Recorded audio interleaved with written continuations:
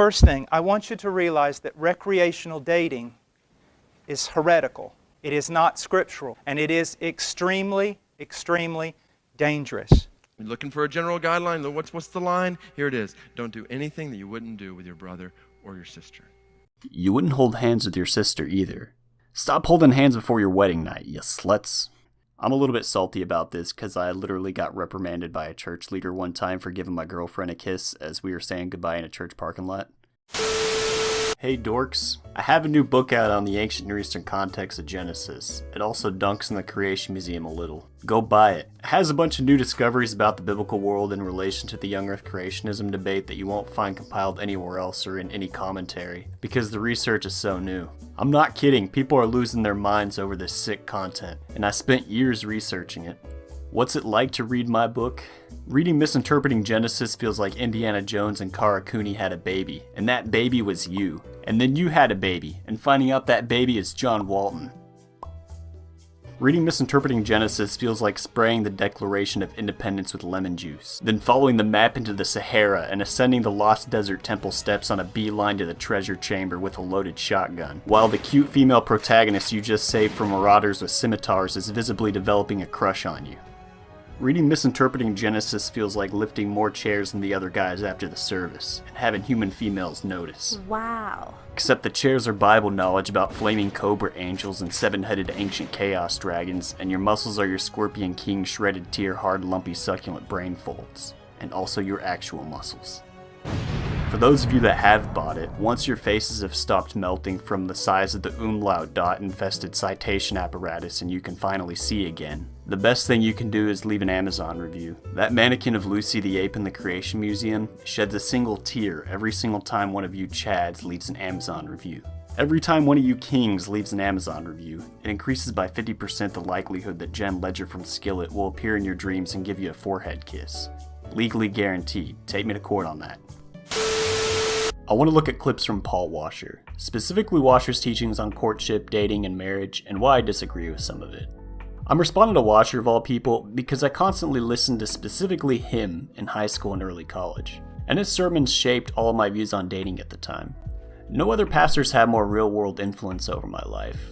Washer's the reason I've only ever been romantically involved with one person, and why I got married at only 22 years old to a 20-year-old.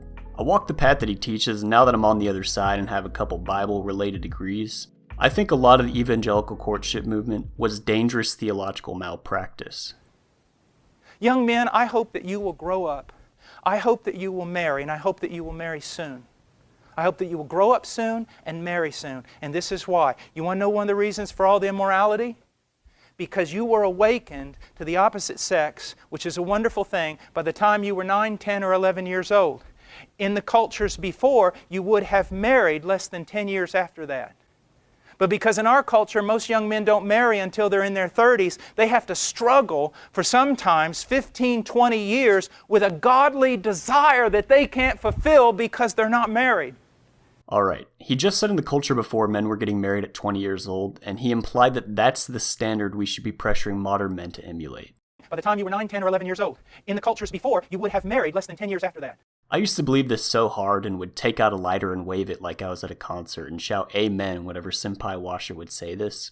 And like him, I used to think modern men are total effeminate trash, hemorrhaging all of our testosterone into an oblivion of video games and microwave pizza rolls. And that we need to man up and aspire to go get mowed down by Wehrmacht machine guns on the West Front by age 16.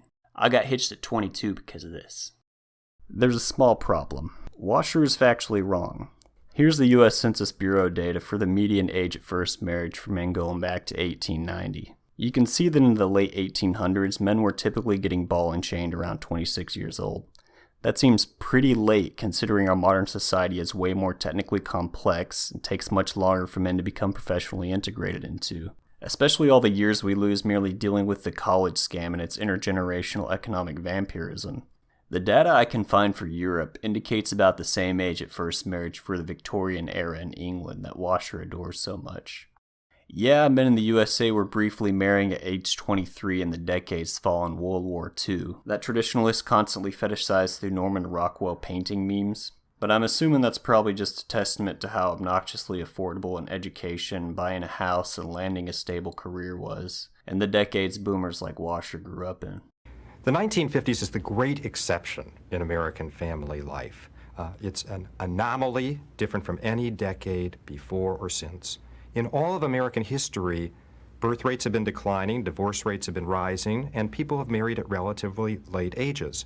But in the 1950s, you have something very different. The age of marriage plummets, the birth rate skyrockets, and divorce rates stabilize.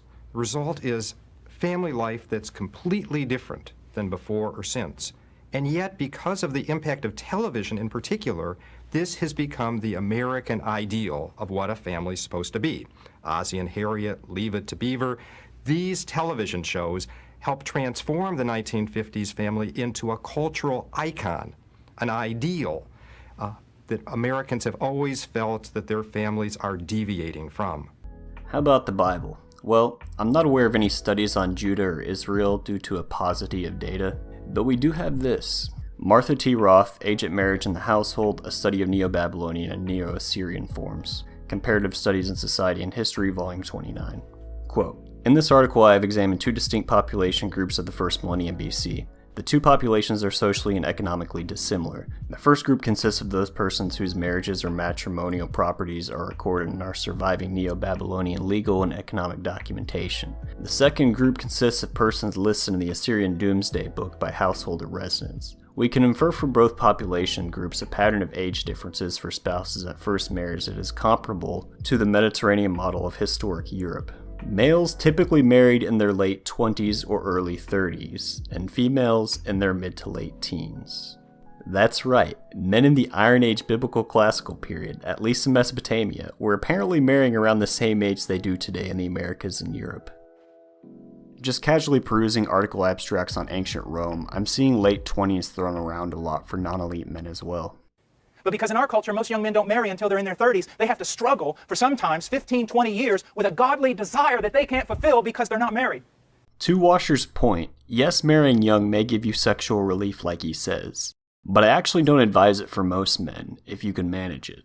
Alright, first, here's a study on age at first marriage and divorce risk. Washer wants you to marry at age 20, which is statistically one of the better ways to land yourself in a divorce. Because my wife and I were being morally pressured by Washer and the fanatical courtship culture of the Southern Baptist Seminary, we got married at ages 20 and 22. We were little babies. So the median age at first marriage in the US in 2018, for men at least, was about 30 years old. And Washer specifically berates these people that wait until the turn of their 30s to get married. Isn't it fascinating that the age range that he criticizes people for marrying at happens to be the safest? And as we've seen, it's been a favorite for men since the Bloody Iron Age. I don't doubt that part of this has to do with the fact that your prefrontal cortex doesn't mature until you're 25. It's way safer to marry in your late 20s to early 30s than his proposed age of 20. The study author mentions that this has been conventional knowledge for decades of social science research. He says, quote, my data analysis shows that prior to age 32 or so, each additional year of age at marriage reduces the odds of a divorce by 11%. However, after that, the odds of divorce increase by 5% each year. When you look at male versus female attraction differential studies by age, we find that women are most attractive in their age range that most corresponds with optimal fertility. Women have the most mate market value in their 20s. Men have astonishingly dismal mate market value in their 20s. Think about it. A 20-year-old male is extremely useless. You haven't had time to do anything with your life. Women don't know if you're a good reproductive investment because you haven't proven yourself yet. You own nothing. You have no technical skills. Your prefrontal cortex hasn't even finished developing, for God's sakes, until you're 25. It seems generally foolish for most men to be negotiating for a permanent mate to enter into a high-risk legal contract with, exactly at the time in their lives when they have the lowest mate market value, as well as the least experiential wisdom, and the women that they're negotiating with are enjoying their peak mate market value. Unlike Washer, I'm not a religious leader. I'm not telling you what to do with your life. I'm just a dude on the internet. You have to be responsible for your own decisions with the data that's available to your particular circumstances. But for most men, buying into a marriage contract early is going to come at this massive risk that I never see these people even display awareness of, while they're trying to morally berate you into an early marriage. Female peak mate value is front-loaded. Men's is usually delayed, so be careful.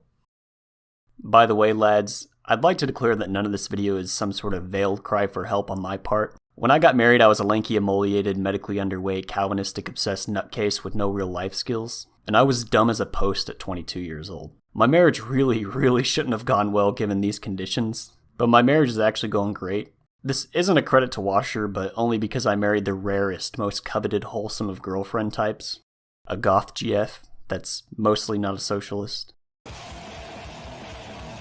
I was teaching in Europe last year, and a bunch of girls came into the auditorium, kind of European techno-punk type stuff. Pretty wild. You could tell immediately they didn't have a father.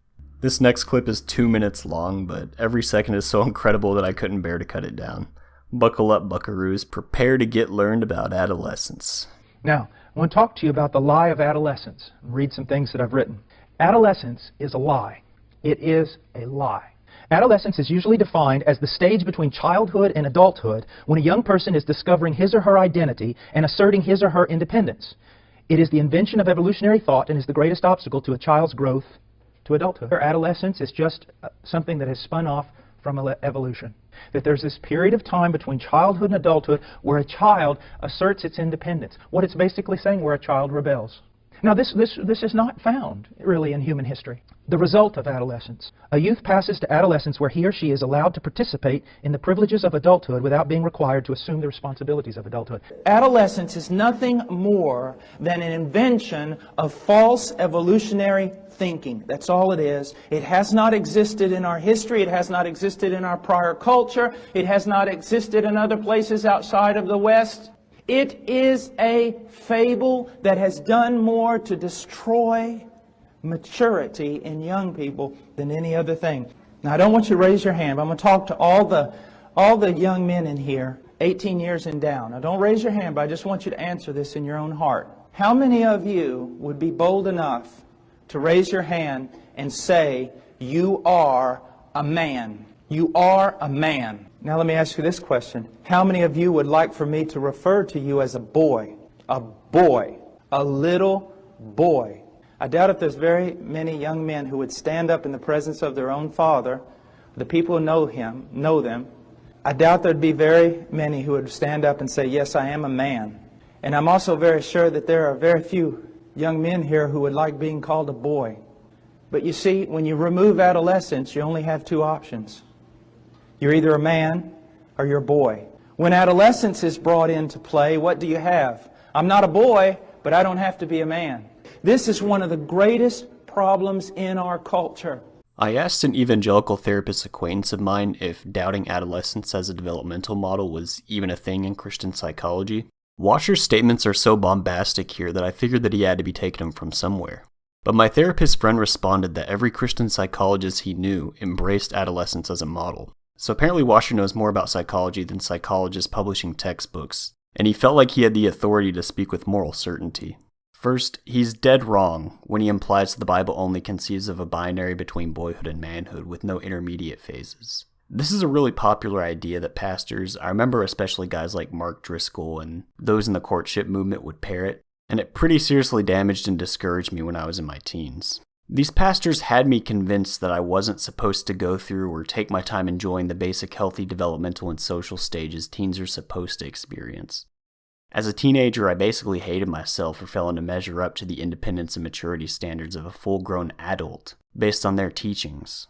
Here's a Duke University doctoral thesis by Stephen Wilson entitled The Male Coming of Age Theme in the Hebrew Bible. It's sort of a traditionalist meme to complain that we have no male rite of passage in modern Western society, but Wilson's study argues that ancient Israel had no technical rites of passage for males either. There wasn't an abrupt and clear-cut transition in that sense. Legal manhood in the Hebrew Bible is defined in multiple places at age 20, so it was actually a little later than in modern Western law. This is when you became eligible for military service and taxation, and you would be considered guilty of immoral choices and actions. Wilson covers this on page 93. Page 95, quote, "The age range of biblical boyhood roughly spans from birth to age 20. It therefore encompasses several developmental stages, including what in modern terminology is referred to as infancy, adolescence, puberty, and young adulthood. This diversity of age and development is reflected in the terms used to describe boyhood in the Hebrew Bible. Pages 139 to 140, quote, with 45 occurrences, Bachur is the third most common term associated with male youth in the Hebrew Bible. Determining the age range for such youths is simpler than with our other life cycle terms because of the consistency with which the term is employed and association with certain characteristics. The close relationship of this term with images of youthful vigor, attractiveness, sexuality, military exploits, and a man's physical prime, to be outlined below, mark this phase of youth as one clearly advanced beyond those denoted by the terms already considered. Indeed, the Bachur would seem to represent the furthest stages of male youthful development, prior to mature adulthood. An approximate age range from the mid to late teens is therefore appropriate, with the upper border at 20 years old, as this age represents the border of legal manhood in the Hebrew Bible. Page 146. This period of life is valued highly in the biblical text, being viewed as the prime of the male life, a time when the carefree nature of youth briefly overlaps with the advanced physical development of adulthood. So I was taught that the Bachur stage basically didn't exist, or it was something that you needed to grow out of as fast as possible. But the biblical authors constantly praise it as the most treasured stage of a man's life. The etymology of the term literally refers to the choiceness of it. Page 142. Kohelet idealizes this period of youth, encouraging the Bachur in chapter 11 verse 9 to rejoice and to be good to himself in this period of his youth, following the designs of his heart and the desires of his eyes. The sage then contrasts the days of being a Bachur with the, quote, days of trouble without pleasure that come later on in life. This period of youth is thus to be cherished, a time of levity, desire, and rejoicing. Finally, pages 153 to 5. Quote, some conclusions can be reached. The first is that the category of biblical boyhood can be divided into two groups. Young boys, those younger than approximately 13 years old, and older boys/younger men, from approximately 13 years old to 20 years old. Since the youths in this second category lack a fundamental characteristic of Israelite masculinity, marriage and children, they cannot be considered fully men. Instead, the label older boys/younger men more appropriately fits this group, distinguishing it from young boyhood, but also recognizing that it is not yet fully manhood. You only have two options. You're either a man or you're a boy. Second, Washer's critique isn't even really coherent in terms of common sense. As a concept, there's nothing wrong with people having a stage when they participate in the privileges of adulthood, without assuming the responsibilities of adulthood, as he disparagingly words it. There's not really any other practical way for a person to mature. I'm in this stage of adolescence where I demand that people let me participate in the privilege of adulthood, even though I can't assume the responsibilities of adulthood. Imagine I got hired in at a new job and I went in for my first week of training. Ain't this a situation where I'd be participating in the activities and privileges of an employee, but I clearly have alleviated responsibility? Because I haven't gotten the hang of things yet. There's nothing wrong with that. Even legally, we don't penalize teens like we do adult men because it's deeply wrong and unfair to view them as competent adults neurologically. Nature biochemically encourages teens to rebel and to try on different personalities and to do dangerous, stupid stuff to impress babes, in part because you have to stumble around to concretize your identity and learn your limitations. It's a substantial jump from saying that kids shouldn't be allowed to act excessively immature and rebellious, an entirely boring position held by old people everywhere, to making these sweeping, irresponsible technical claims like the psychological construct of adolescence is a hoax. And I realize now looking back that his teachings here ironically made me arrogant in high school. You see, because I was being held at moral gunpoint with this expectation as a teen that I be a man, and that I needed to bear all the responsibilities of a mature adult at that age, I felt rushed to view my personality and values as matured, as arrived. And I felt constant pressure to make decisions on that understanding of myself that were beyond my competency, and beyond what I was even comfortable with. This was horrible because so many of the decisions that you make at that age can have permanent consequences. Adolescence is just something that has spun off from evolution. Also, evolution is true. Either your religion is false or your theological framework for understanding it is false, but evolution isn't going to budge and you'll never have a technical understanding of men and women until you start thinking like an evolutionist. Here's something Christians haven't realized yet. When your pastor knows he's illiterate in the evidence for evolutionary biology, yet he confidently snickers at it from the office of the pulpit, he's consciously lied to your face. It doesn't matter that he fully believes everything that he says. He's lied in the sense that he's willfully dissimulating his authority on an issue for which he knows he hasn't earned an opinion. Every hope that Darwin had of his theory being proved, Darwin 他要证明他的进化论的每一个盼望 has been shattered. 都被 The human genome is full of replication errors in identical locations to other apes, but not in other species, like the nanog or gulop genes. So, for example, human beings and apes are some of the few animals in nature that can't internally manufacture vitamin C. We've got the gene for doing so like other animals, but it's broken at multiple exons. Why would our genomic complex for manufacturing vitamin C just happen to be deleteriously mutated in the same locations as chimps if the errors weren't inherited through a common ancestor? Why do we even have over 20,000 ancestral dead pseudogenes if we were just created de novo 6,000 years ago? All my life, I listened to guys like Washer speak with all this dismissive moral confidence about evolutionary biology. Then I went and bought Jerry Coney's book, Why Evolution is True, in college. And I got totally steamrolled by the evidence. The evidence, especially from genetics, is truly merciless. And learning about it really messed me up. Not so much for theological reasons, ironically, but because I had to come to terms with the fact that all the pastors I trusted and my wise, godly theology professors that were snickering at evolution in their classes were proven untrustworthy due to their religious arrogance. Alright, Paul's gonna tell you why you're disgusting for hanging out with girls. You don't even talk to her like you would your friend. Are you going to hear from me? I used to use this illustration, and I'll tell you, it just, because it so, just points it out so clearly. If I woke up one morning, say I was first day of deer season, I was going to go hunting, I'm all excited, and I wake up at 3 in the morning, and I go out to my truck, it's not there. And I'm pacing back and forth 5, 6 hours looking for my truck. What's happened in my truck? And all of a sudden, one of you young guys pulls up in my truck and said, Mr. Washer, I just want to take the truck around for a while. Here's the keys. Thanks. I mean, it's disgusting that there would be so much lack of respect. And yet, you will go to a girl without ever addressing first her father and ask his permission to have anything to do with her. 11 years ago, I used to think this analogy was super deep and godly. If you weren't aware, young women are human beings with moral agency, unlike inanimate property like trucks. Your daughter wasn't hot-wired off your porch, she wasn't stolen, which was the source of most of the moral outrage simulated in this analogy, so it's kind of a dumb analogy. She decided to go hang out with someone. So Washer does this thing where he tends to strip women of agency in relationships, and then he loads it onto men because he believes God made men leaders. And young men, let me tell you something. If you want to know where God's going to lay the blame, it's primarily going to be at your doorstep, more than hers.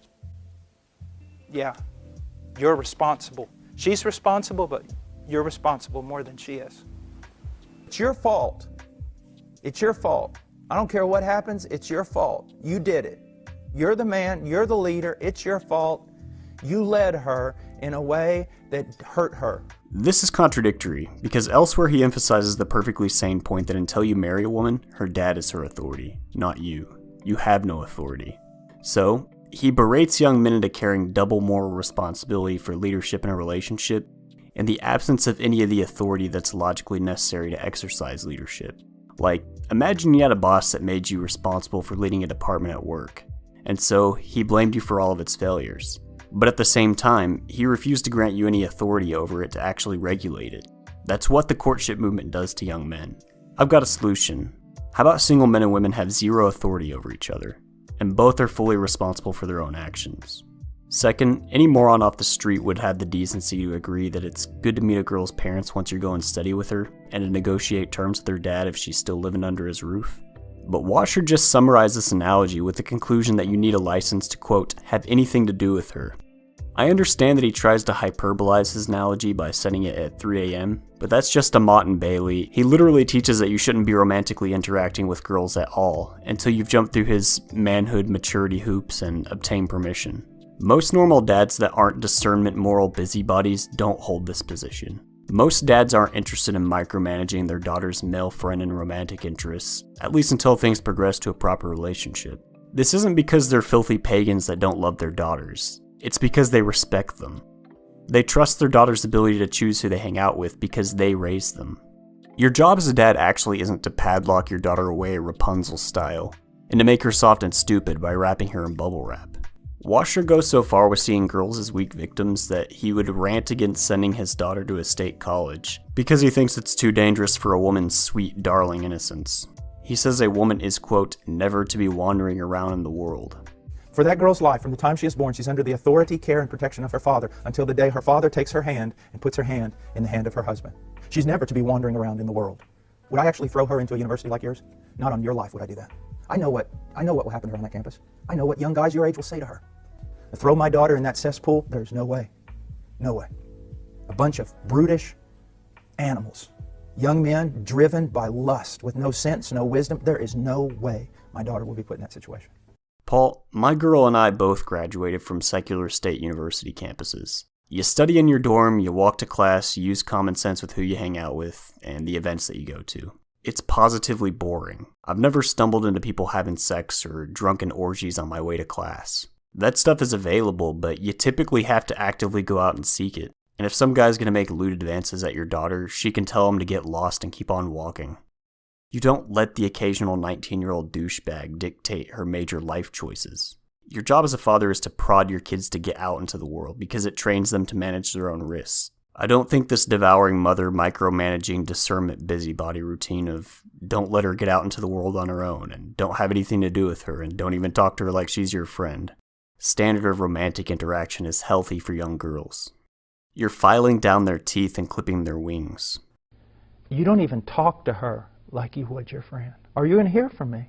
See, the way I was introduced to me was this phrase called guarding her heart. Okay, yeah. And I never forget where one time I was talking to a particular young woman in the church, and someone came up to me after that, had been observing my conversation, thought that I spoke too long, and thought that I wasn't guarding her heart. And I was like, I don't even know what that means. But then I realized, no, this is serious. Like, they really don't even want you to talk. It becomes an expectation that I think hurt girls, because now it was the online dating before it was online. You know, some people do online dating, right? Girls put up their profile, they don't get any hits, and they're like discouraged by that. Right. That's one of the drawbacks of online dating. You put your picture up, and all people have is really a superficial picture of you. So they're judging you based on if they think you're attractive, right? Right. Well, courtship had the same function. It's based on physical attraction a lot. You end up only talking to the girls that you want to pursue for courtship, and the girls only talk to the guys that they want to pursue them for courtship. Okay, one more clip, then I'm going to do an overview of his courtship model. Another reason is a consumer mentality. Test drive several models before making a decision. Well, the problem is this, young man. I want you to understand this. You cannot enter into a relationship with someone of the opposite sex without creating a bond. Even if there is no physical contact whatsoever, you cannot enter into a relationship without creating a bond in you and a bond in her, so that when you are finally married to someone else, there's two ways of looking at it. You go to the altar not a complete man, because part of you has already been given to different women. Or you go to the altar not alone, but with all the women that you've already had relationships with. It's just an impossibility. And again, this is whether there is physical contact or whether there is not physical contact, it is an impossibility. Yeah, I've heard multiple pastors claim this, but I've never actually had anyone attach a verse to it, besides maybe Genesis' statement that a man clings to his wife in marriage. Washer doesn't typically reference the Bible beyond vague Sunday school level allusions in these talks. His style isn't anywhere near exegetical in my opinion. First, this argument seems pretty inconsistent, in the sense that his whole issue with dating is that it's too casual and too non-committal by design. Is wanting to enter into a relationship that requires no long-term commitment whatsoever, so that you can take off at any time. But here, he's now criticizing it for being too bonding in its commitment, and his proposed solution is this other mating model that's even way more committal. Like, this is literally one of dating's greatest strengths. Because it's so casual and playful and exploratory with incremental escalation, it's way less hurtful when you go out with someone a few times and there's no chemistry, so one of you declines to continue. There's way less pressure. With courtship, there's huge pressure. You went through this whole formal and scary process of going to her dad before really even getting to know her romantically. And now you two hopped overnight from not being involved with each other to being pre-engaged. How does that commitment not generate a bond that's going to hurt you even harder when you break up? Second, anecdotally, my wife dated a bunch of guys before meeting me, and she laughs at her past relationships and some of the cringier guys that she was totally in love with at the time or that broke her heart. I really don't think I see any evidence in our 7 years of marriage that she's an incomplete person because of it, and I find the implied insult to my wife a little irritating. Finally, you could easily spin Washer's analogy here as a positive. That is, yes, all those people from past relationships are there with you like ghosts at the altar, in the form of wisdom. Just as a pastor might commit to a new church carrying all of his past relationships from other churches with him, or a military leader might go to war carrying with him all of his past battles and formative relationships with previous soldiers. It's not obvious to me that bringing romantic experience into marriage is always a bad thing. He literally speaks in absolutes here. Sure, breakups are notoriously painful, but the problem is he makes these sweeping, extraordinary claims without feeling a commensurate need to explain the steps he took to get to them. We're just expected to accept them on the basis of his emotional fiat. And this is why I don't listen to pastors anymore, and why most of the evangelical guys in my generation are now refuged in the secular intellectual dark web. I have so little respect for most pastors as exegetes. They simply don't hold interest because you never feel like you're learning anything truly new outside of this sort of Sunday school level compression algorithm of reality. But I'll put it this way. My wife says that if a man-eating lion escaped from the zoo, it would probably starve to death because there's not enough men in this world to eat. So one of the reasons I teach on biblical manhood is because it's something that's lost. Good luck getting us back. We're much better off learning how to be men by listening to secular guys like Rogan and Jocko and Jordan Peterson. When I hear Matt Chandler yelling at thousands of young men, including myself, about masculinity, calling them boys who can shave, I do not take him seriously because he doesn't know me. And I don't know him. I don't know if he lives these principles out, right? He doesn't make arguments. He makes emotional appeals. And it's interesting that somebody like Matt Chandler could only gain prominence in evangelicalism where you don't have to make very strong arguments. You just have to be good at inciting emotion. But again, preaching panders to a particular kind of audience that responds well to that sort of argumentation. And the people who don't respond well or respect emotional arguments but are looking for something not simply more rational but something more utile, these are the ones that evangelicalism is losing. Alright, so the courtship model that Washer presents in these talks is the following.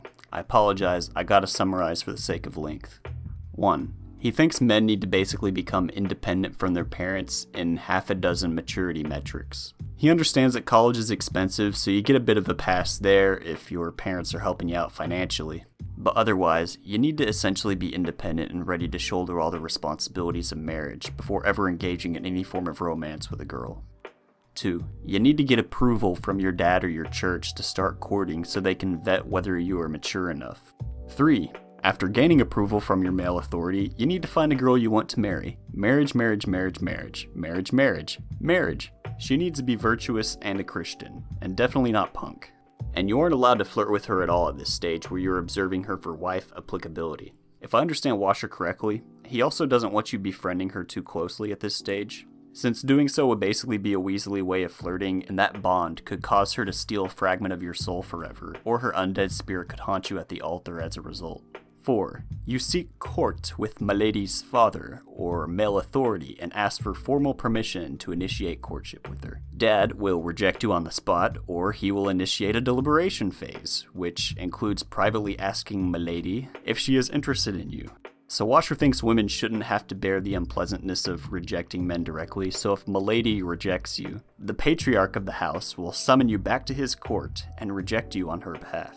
You gotta get the approval of both parties, at which point the romantic relationship is now formally initiated. Also, according to guys like David Platt, Matt Chandler, and John Piper, you shouldn't even be allowed to kiss until your wedding day. Platt, the president of the International Mission Board, would blatantly rip 1 Timothy 5:1-2 out of context to claim that you should never even physically touch your girlfriend, beyond what you would do with your sister. And you look, I put in parentheses 1 Timothy chapter 5, verse 1 and 2, because Paul says to Timothy there to treat older women as mothers and younger women as sisters in all purity. So follow this. The Bible ties pure treatment of the opposite sex with the picture of the family relationship. Single men and women, what does purity look like with your brother or your sister? Guys, would you make out with your sister? Would you passionately kiss your sister? You're looking for a general guideline? What's the line? Here it is. Don't do anything that you wouldn't do with your brother or your sister. You wouldn't hold hands with your sister either. Stop holding hands before your wedding night, you sluts. I'm a little bit salty about this because I literally got reprimanded by a church leader one time for giving my girlfriend a kiss as we were saying goodbye in a church parking lot. Okay, so here's the beef that I have with this mating model. 1. You can't really cold approach women on this model, at least as far as I can tell. That's a bigger problem than you'd think because 99% of the beautiful women that you're going to bump into in your life will either be mere acquaintances or strangers. And the average guy gets indicators of interest from attractive women rarely enough that when he does get them, he doesn't necessarily have the luxury of just waving away opportunities. An Eastern European woman in an office elevator once tried to set me up with her daughter, and I'm still riding off the high of that compliment about 5 years later.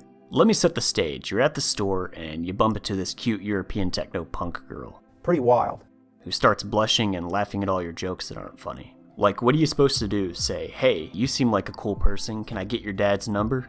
Great. Now you can kiss dating goodbye along with most of your options. You can't just text her and ask her out for coffee on a pre-date, because the romantic undertones of doing so will be especially apparent, and Washer doesn't want you recreationally romancing a babe without a license. So you're left with the only option of this creepy, off-putting request to talk to her patriarch about romancing her before either of you really get to romantically feel each other out, and only met in a store or on a campus briefly. You've eradicated most of your mating options right out the gate, and it's laughably inefficient as a strategy. 2. Unlike dating, which is much more lower stakes and casual, Washer's courtship strategy is intentionally designed to prevent you from having lots of romantic experiences with different women. He outright says this. Another reason is a consumer mentality, to test drive several models before you make a purchase. A consumer mentality, and there are probably people here who've counseled their own children, well, you know, you've got to look around. You've got to test the waters. Never make any mistake about it. You're speaking the words of the devil. This is a problem because it's really inefficient for learning how your personality plays off different types of women in a romantic context, and for honing in on what type of women you're most attracted to and interface with in terms of weaknesses and strengths. Of course, the first time you go steady, you don't expect it to be permanent. Permanent? Mother and I went steady for quite a while. But it wasn't the first time for either of us. What your father means is you'll likely go steady with several different girls before you begin to think seriously about marriage. Oh, well, who's thinking about getting married? A lot of young people do actually drift into marriage without first finding out how they get along with more than just one person. I think I understand better now. Go steady for a while with several different girls. Enjoy it. Learn about yourself and about different kinds of girls. But don't expect too much. Don't make any commitments. That makes sense. Washer scoffs that you shouldn't treat romance like shopping for a car or a house, but the more I think about it, that sounds like great advice. If you want to negotiate for the best car, why wouldn't you do a bunch of research and shop around and test out a few to get a feel for the different models and what you're looking for? God forbid you might even enjoy yourself a bit. Why would you aim to sign a massive financial legal contract on the first or second car or house you looked at, then brag about how wise you are? Especially if you're really young, have no prior experience with either, and are on a really low budget corresponding with your age. 3. Washer's approach is a weak frame for mate negotiation because it implies too much interest too fast. Some basic aspects of human biology and female behavioral psychology, because all of social convention exists to hide it from you. Women are biologically extremely low variance, high investment in their reproductive strategy. They can only replicate their genes a couple of times in their lives, and it's going to cost them at minimum some 16 years of brutal labor each time. For this reason, they're extremely adapted to seek males of superior social and survival replication value. In fact, over twice the sexual selective pressure in our species is loaded against the male side. This, by the way, is why you have twice as many female ancestors than male ancestors. It's why you can see in our genome most males weren't reproductively successful in the past. Nature culls male genes far more aggressively than female genes, as a near universal phenomenon in nature. All this seems to be part of the reason why a classic trope in female romance and pornography fantasizes around encountering a male who displays initial ambiguous interest in the female protagonist.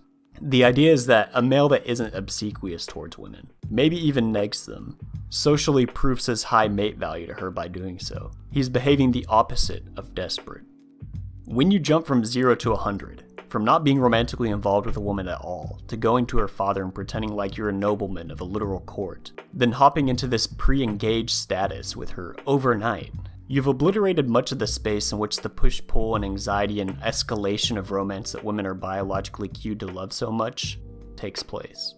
You're starting off the mating negotiation by implying, then proofing through your actions, that she's the prize between the two of you, before you've even been allowed to romantically get to know her, which is desperate. Your immediate telegraphing of committal interests is likely to lower your perceived mate value, and it's really inefficient since the superficiality of it is bound to generate a high failure rate due to its absence of a vetting phase, where you're first flirting as friends.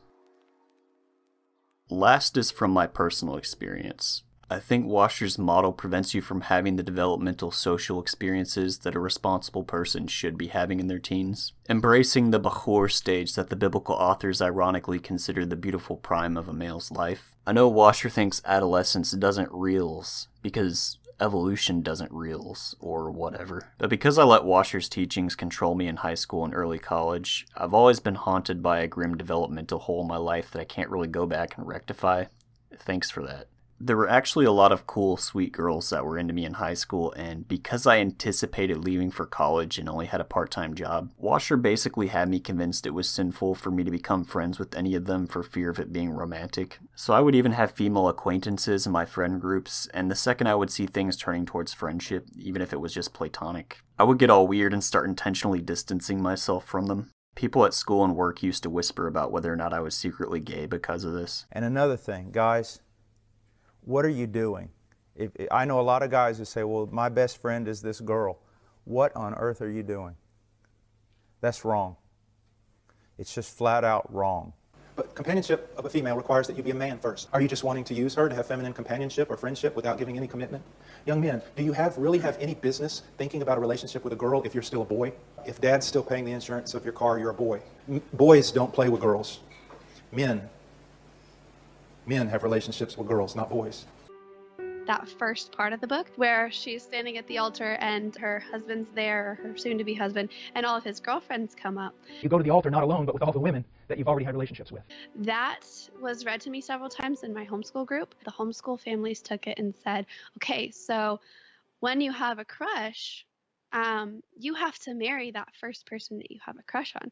Crushes, if you had multiple ones, were considered an emotional STD and like an emotional fornication, adultery sort of thing.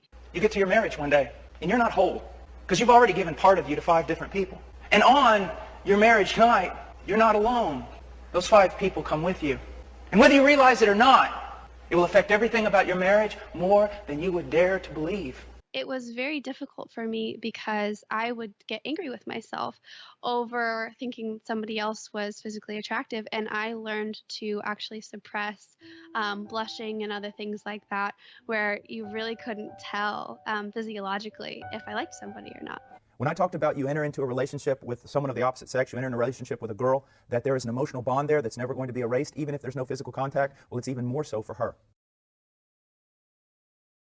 Whenever other guys would be discussing girls, which is about half their conversations at that age, I would just go silent. And it also severely eroded my ability to integrate into adolescent social groups. Like, I used to work at this restaurant in high school, and at closing everyone would chill together in the parking lot. And I would always be the only person to immediately go home because I knew 2 of the girls had a crush on me, and romance would always be a palpable motivating force within any adolescent friend groups. So I would constantly feel morally uncomfortable in them.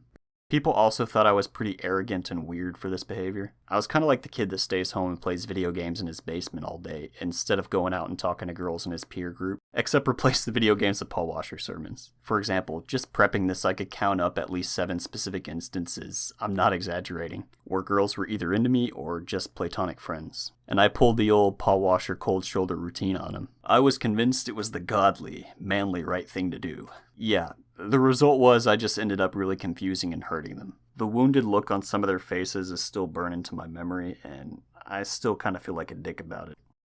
Yeah, and you can pretty much forget about classic teenage experiences like going to prom, like your parents did or your grandparents did, since most guys are financially dependent in high school and would anticipate severing with that girlfriend for college relocation anyways. How's that one for trad?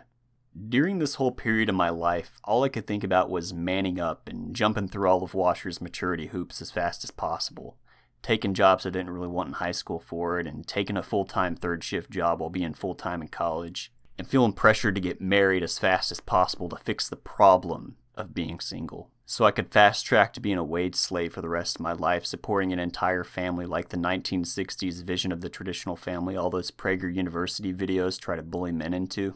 My Bible college friends were under the exact same pressure, and I never paused to consider that maybe there are certain things that I was supposed to be practicing and learning that aren't meant to be rushed in my teens. And maybe being single and dependent on my parents isn't an urgent problem that needs to be fixed, and a sign that I'm a little boy, not a real man. Bottom line is, I don't think the pastors behind the courtship and purity movement were reflecting deeply on the complex environmental and historical conditions that gave rise to the sophisticated social forms of Iron Age Levantine tribal culture, or Levitical mating law, then abstracting principles from there, then interpolating those principles into our extremely dissimilar contexts, and then had the wisdom to excise the maladaptive anachronisms. Rather, these pastors have their own cultural assumptions. They go into the text, they wave away the biblical family slave law, like those God prescribes right after giving the Ten Commandments. They wave away the polygamy, which, by the way, is never condemned as adultery in Old Testament law and is still practiced by Bedouin today. They wave away the warrior breeding ethic of tribal society. Modern Bedouin and Psalm 127 both cite breeding male warriors as their main motive for having lots of kids. They wave away levirate marriage law and bridal payments, and the modesty schneff nose rings like the one given to Rebecca upon her engagement, and still worn by modern Bedouin women. They wave away modesty veiling and the concubinage system and war brides, which also weren't condemned but were regulated in Deuteronomy and Exodus chapters 21, and the family inheritance system. And they ignore the radically different divorce legal rights and incentives in the ancient world, and the austerity of tribal law in a resource-scarce environment and its concomitant family, military, and social obligations, and its extreme restrictions on women. Then they look at what courtship looked like among the financial tribal elite that are described in the Bible, but only in a few brief descriptions. As far as I can tell, they then simply cherry-pick the aspects that feel noble and cute to them, based on their own post-Victorian biases. There's really no reason to overthink this. I think moral feelings were overwhelmingly the guiding interpretive methodology of the courtship movement. Paul, if you see this video, I'll be as direct with you as you enjoy being with young men. I want you to know that because you allowed yourself to be a puppet of this mainstream cultural fad in the first decade of the 2000s, you have caused me very, very substantial damage throughout my life, too personal for me to detail publicly. You robbed me of the enjoyment of and from having the proper developmental experiences of my precious single years. I can never go back and do them over. You caused me tremendous discouragement and misunderstanding with your ridiculously unscientific disparagement of adolescence in the name of the Bible. I see now that you also gravely endangered me with your stupid exhortations that I get married before my physical brain or personality had even developed. I came to you for guidance as a young man because I respected you. And I deeply, deeply wanted to get things right and to honor God. So I did what nature has urged young men to do for thousands of years. And I submitted to the wisdom of my religious elders so I could learn how to be a man.